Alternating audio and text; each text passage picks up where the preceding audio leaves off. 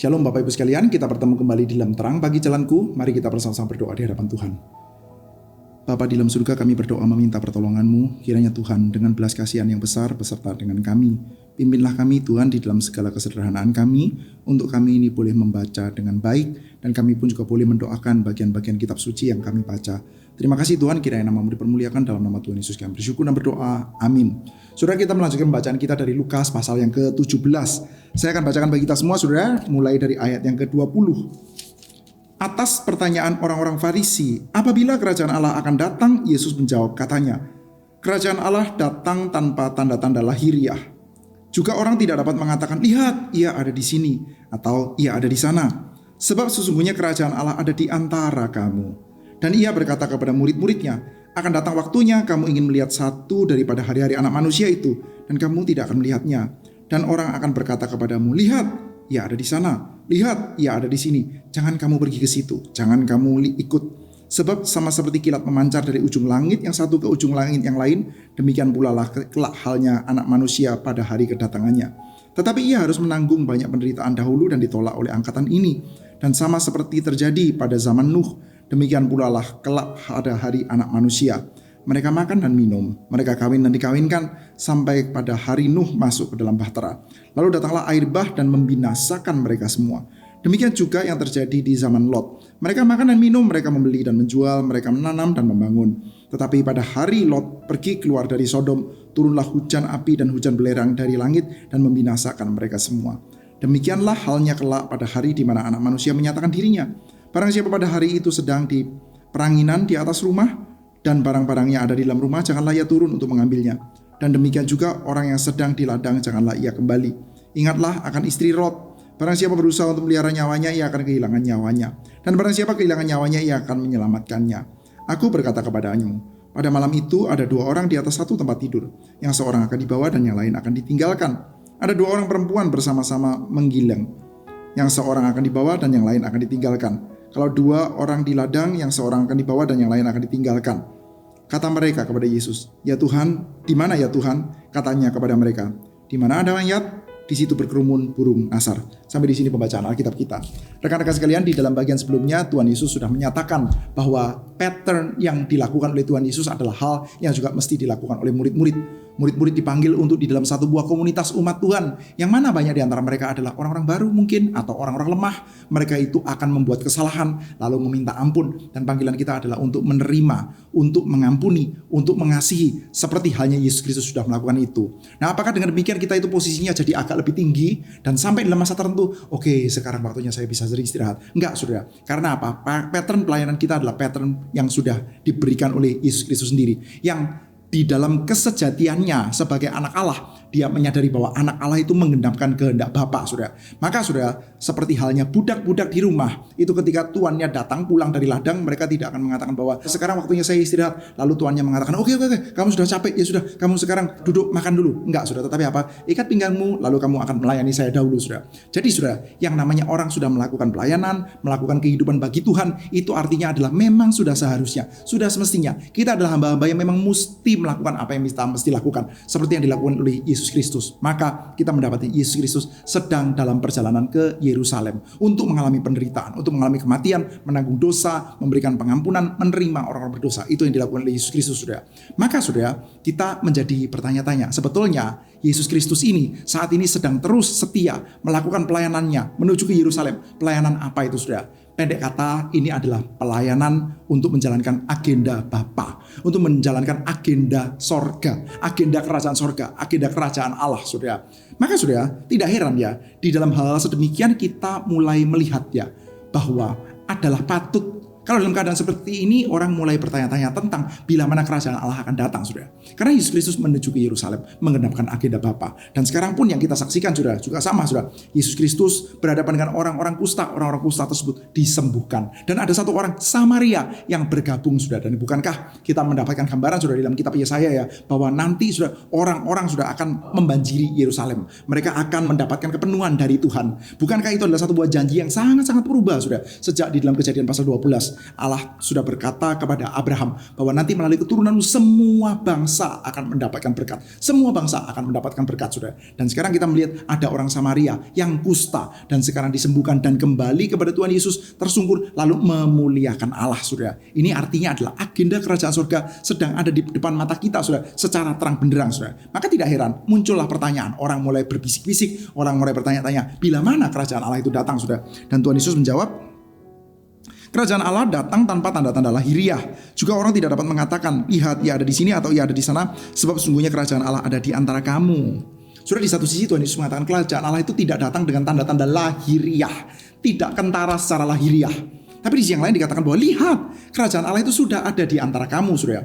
Kita melihat semacam kayak ada ucapan yang kontras ya. Tuhan Yesus mengatakan, loh kamu itu mesti lihat loh, ini terang benderang loh, mencolok ada di antara kamu. Kerajaan Allah sudah ada di antara kamu, tetapi tanpa tanda-tanda lahiriah. Maksudnya bagaimana, saudara?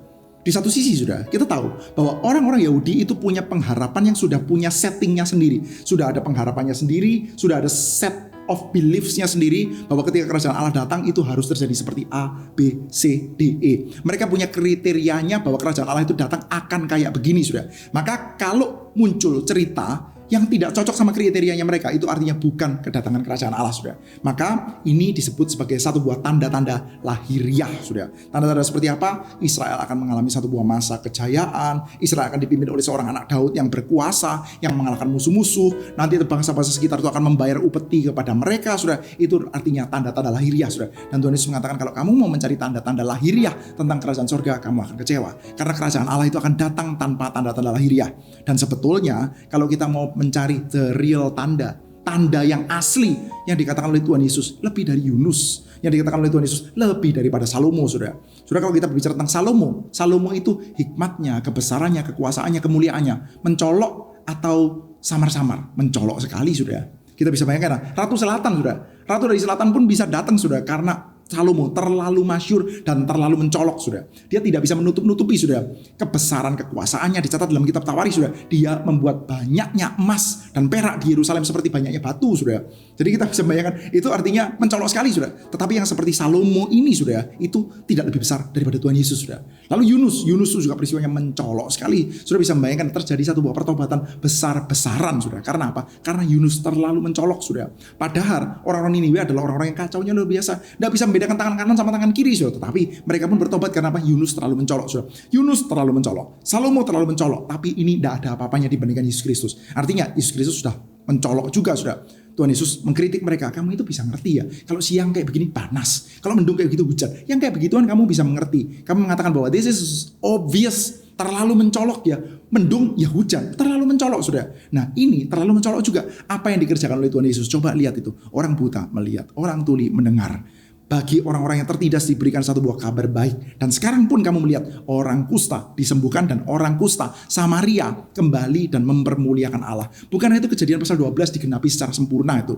Jadi kalau kamu tidak bisa melihat tanda yang kayak gini, maka ya kamu gak akan melihat tuh kerajaan surga. Gak usah kamu cari-cari ya, gak usah kamu bingung bila mana. Karena apa? Pertama, kerajaan surga sudah ada di antara kamu, bekerja dengan hebatnya di antara kamu. Tapi kalau kamu punya kriteriamu tersendiri, ya mesti sadar ya bahwa kerajaan Allah tidak datang dengan tanda-tanda lahiriah seperti yang kamu mau itu, sudah. Selanjutnya, sekarang kepada audiensnya, murid-muridnya, akan datangnya waktunya kamu ingin melihat satu daripada hari anak manusia itu dan kamu tidak akan melihatnya. Dan orang akan berkata kepada kamu, lihat, ia ada di sana, lihat, ia ada di sini. Jangan kamu pergi ke situ, jangan kamu ikut. Sebab sama seperti kilat memancar dari ujung langit yang satu ke ujung langit yang lain, demikian pula kelak datangnya anak manusia pada hari kedatangannya. Tapi ia harus menanggung banyak penderitaan dahulu dan ditolak oleh angkatan ini. Sama seperti yang terjadi pada zaman Nuh, demikian pula lah kelak pada hari anak manusia. Tuhan Yesus mengatakan, nanti ya kalau kamu terus fokus ya kepada tandanya di mana ya. Lihat ya ada di sini, ya ada di sana. Ada rumor di sini, ada rumor di sana. Kamu terus bingung seperti itu ya. Maka kamu akan seperti kayak melihat kilat. Kilat itu seringkali kita nggak lihat, kita abaikan. Setelah itu ya udah nggak kelihatan, kamu terlambat saja, kamu terlambat. Dia begitu lewat itu sudah kamu terlambat tuh. Karena apa? Ya jarangnya seperti itu. Kamu terus-menerus fokus kepada rumor yang heboh di sini, heboh di sana, heboh di sini, heboh di sana. Dan ketika dia betul datang, kamu akan kelewatan saja. Coba perhatikan. Yang sudah pasti kamu mesti perhatikan adalah apa? Bahwa anak manusia akan mengalami penolakan dahulu. Dia akan mengalami penderitaan dahulu. The passion of the Christ. Kamu mesti fokus ke situ. Jangan sampai kamu ketinggalan itu ya. Kalau kamu sampai ketinggalan yang aspek yang memang betul-betul satu buah era yang penting sebelum yang kamu nantikan tuh kedatangan anak manusia itu ya, maka kamu akan kelewatan. Maka jangan kamu memfokuskan kepada hal-hal yang memang tanda-tanda lahirnya gak bisa kita pegang. Itu akan menjadi satu buah usaha yang futile saja, usaha yang konyol, usaha yang sia-sia saja. Cari tanda-tandanya. Kamu fokus saja kepada passion of the Christ. Fokus saja kepada nanti Kristus Yesus menuju ke Yerusalem dan mengalami penderitaan. Lepas daripada itu, kamu mengalami bahaya yang besar untuk kelewatan. Dan itu akan terjadinya secara sangat cepat. Sudah? Kadang-kadang sudah bagian yang kita baca ini dipakai untuk menunjang satu buah teologi yang disebut sebagai pengangkatan atau rapture, saudara. Saudara mungkin pernah dengar ya, rapture, saudara. Karena ada kata-kata ini, saudara ya. Aku berkata kepadamu, pada malam itu ada 2 orang di atas satu tempat tidur, yang seorang akan dibawa dan yang lain akan ditinggalkan. Ada 2 orang perempuan yang bersama menggilang, yang seorang akan dibawa dan yang lain akan ditinggalkan, gitu saudara. Maka dipercayai ini adalah kepercayaan terhadap pengangkatan dan digabungkan dengan kitab Wahyu, sudah kerajaan 1000 tahun, sudah. Maka mereka percaya orang-orang biasanya sudah orang-orang pre-mil dispensasionalis. Nah, kita tidak akan bicarakan di sini sudah, tapi pada kata sudah ada yang percaya bahwa 1000 tahun itu kerajaan 1000 tahun dalam kitab Wahyu itu bersifat harafiah, ya. Kerajaan 1000 tahun itu bersifat harafiah dan Yesus datang sebelum kerajaan 1000 tahun itu, makanya disebut sebagai sebelum pre-milenium. Yesus sudah datang, tapi datangnya itu dalam 2 tahap. Datang tahap pertama masih dia memerintah di atas awan-awan, lalu orang-orang yang di bawah ini, orang-orang yang saleh, orang-orang yang baik, orang-orang yang hidupnya itu cukup berkenan di hadapan Tuhan akan diangkat. Oleh karena itu, nah ini ya digabungkan sudah. Wahyu digabungkan dengan kitab Lukas sudah. Satu buah pendekatan yang kurang bijaksana sebetulnya secara hermeneutis ya. Tapi ya itulah sudah. Maka 2 orang sudah, yang satu akan diangkat sudah. Jadi sudah membayangkan ya, kalau Anda kurang saleh sudah, atau kurang baik hidup di hadapan Tuhan, suatu hari nanti sudah menjelang kedatangan Yesus Kristus ya. Sebelum kerajaan 1000 tahun, maka dia ada di awan-awan, lalu kita lagi ngobrol-ngobrol, ini sudah, yang cukup saleh, hilang sudah. Yang kurang saleh, ya ketinggalan sudah. Kita lagi ngobrol berdua bertiga, yang satu hilang, Anda ketinggalan. Aduh, rasanya celaka berat sudah. Sudah ada satu orang penulis ya, namanya Brian Walsh. Dia mengatakan seperti ini sudah. Coba lihat ya, padanannya itu apa? Padanannya itu Nuh. Padanannya itu apa? Padanannya itu adalah Lot. Dan kita melihat sudah, pada zamannya Nuh sudah, yang diambil itu siapa sudah? Pada zamannya Nuh sudah. Nuh itu kan termasuk yang tidak dilanda, tidak diambil oleh peristiwa itu sudah. Yang dilanda oleh peristiwa itu artinya apa? Artinya mereka yang celaka tuh. Jadi sudah, kalau kita mendapatkan gambaran menurut Brian Walsh sudah, kalau ada 2 orang di dalam tempat tidur, yang satu hilang tuh celaka itu. Kalau padanannya adalah Nuh ya, padanannya adalah Lot sudah. Tetapi saya pikir kita tidak perlu terlalu ekstensif di situ ya. Yang kita ingin tekankan adalah bahwa sudah Tuhan Yesus sedang memberikan penjelasan bahwa kamu jangan cari tanda-tanda lahiriahnya. Bila mana. Just be prepared, bersiaplah saja tentang akan adanya penolakan dari anak manusia, sudah. Termasuk sudah dalam kehidupan saudara dan saya, sudah. Kita itu percaya, wah betul ya, di dalam Yesus Kristus ini ada cerita tentang kerajaan surga yang secara jelas-jelas dinyatakan dengan clear, sudah.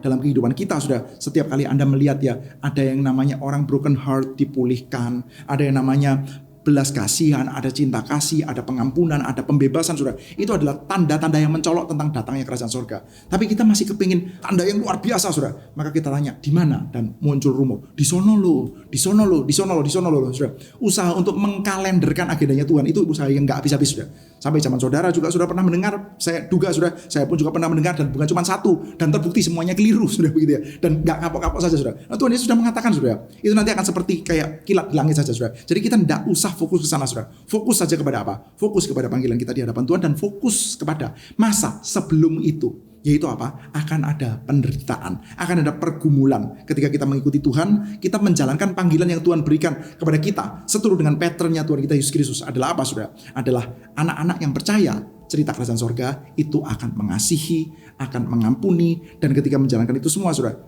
tidak bisa tidak. Anda akan memikul salib, Anda akan mengalami penolakan, Anda akan mengalami penderitaan. Mari kita fokuskan saja ke situ. Jangan fokus kepada aspek setelahnya, saudara. Dan jika kita terus-menerus sudah menjadi orang yang kaku, saudara, maka kita akan ketinggalan. Kita akan seperti terlewatkan saja, saudara. Agenda kerajaan surga sudah ada di antara kita. Seperti katakan Tuhan Yesus, sesungguhnya kerajaan surga sudah ada di antara kamu. The kingdom of God is among you. Dan kita masih nunggu. Dia ada di antara kita, saudara. Kita nunggu. Akhirnya kita kelewatan, saudara. Sekarang, saudara, kita sudah bisa join. Berikanlah tindakan belas kasihan, berikanlah tindakan pengampunan, berikanlah tindakan penerimaan, Biarlah kita itu menjalankan kebenaran dan keadilan. Dan ketika kita menjalankan itu semua, upahnya, ongkosnya itu ya, kemungkinan kita akan mengalami penderitaan, kita pasti mengalami penolakan, penyangkalan, bahkan memikul salib, sudah, itu yang akan kita alami, sudah. Dan berbahagialah kalau kita sedang menjalani itu, sudah. Ketimbang kita saat ini sedang mencoba-coba, menghitung-hitung, lalu terus saja terombang-ambing oleh rumor ini, rumor itu, sudah. Sementara itu kita akan kelewatan dengan agenda Tuhan yang sudah jelas-jelas nyata di depan hidung kita, sudah. Setiap kali ada kesempatan itu, sudah, jangan lewatkan, supaya kita pun juga tidak akhirnya kelewatan banyak cerita kerajaan sorga yang tepat di depan hidung kita. Kita ada kesempatan untuk mengasihi, untuk mengampuni, untuk memberitakan Injil, sudah. Kita lewatkan itu semua. Kita masih fokus saja kepada rumor, hitung-hitungan, sudah ya. Dan kita melihat, sudah, bagian ini ditutup dengan Tuhan Yesus mengatakan ya, kata mereka kepada Yesus, "Di mana Tuhan?" Katanya kepada mereka, "Di mana ada mayat, di situ berkerumun burung nasar." Apa itu artinya, sudah? Artinya, ya telat. Artinya telat. Kalau kamu lihat ada burung nasar berkumpul, ya di situ ada mayat, sudah telat tuh. Sudah mayat ya, sudah mayat. Udah telat. Tiba-tiba saja kamu lihat ya sudah ada burung nasar berkumpul, ya di situ ada mayat. Sudah terlambat, sudah. Maka biarlah kita tidak menjadi orang-orang yang sedemikian, sudah. Saya tidak mengatakan bahwa ya kita nanti bisa terlambat, Tuhan Yesus datang terus kita nggak tahu dan sebagainya. Tetapi sudah, kita jangan menjadi orang yang terus-menerus berusaha untuk mengutak-atik tanda-tanda kerajaan sorga ada di mana, hitung-hitungan, heboh-heboh terus saja bergelut dengan wacana-wacana, sudah ya.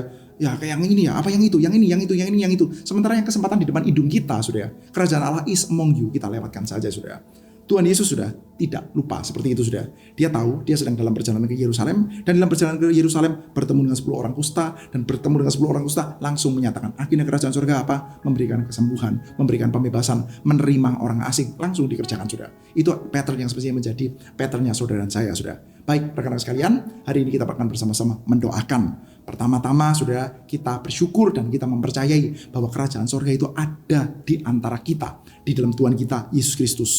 Kerajaan surga itu ada di antara kita. Itu yang pertama, sudah, kita mensyukuri itu. Yang kedua, kita berdoa memohonkan kepada Tuhan kiranya seturut dengan kepercayaan bahwa kerajaan surga itu ada di depan kita. Kiranya kita boleh fokus kepada apa yang ada di depan kita, sudah, yaitu kita membayar harga. Seperti halnya anak manusia akan mengalami penolakan, kita akan membayar harga juga di dalam langkah kita menjalankan agenda kerajaan surga untuk mengasihi, mengampuni, menerima kembali, dan itu membutuhkan kekuatan besar dari Tuhan.